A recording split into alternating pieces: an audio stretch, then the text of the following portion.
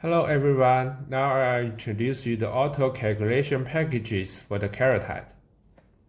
First, make sure you select the carotid and then go to the color Doppler mode, go to the PW mode.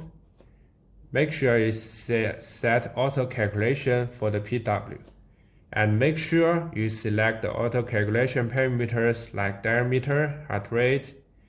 So you can see our application is detecting the vascular and the diameters automatically and also changing the position and the direction. Then update.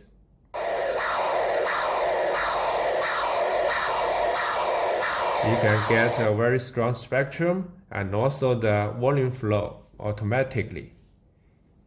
These calculation parameters and measurement will help the doctors easier to get the final results.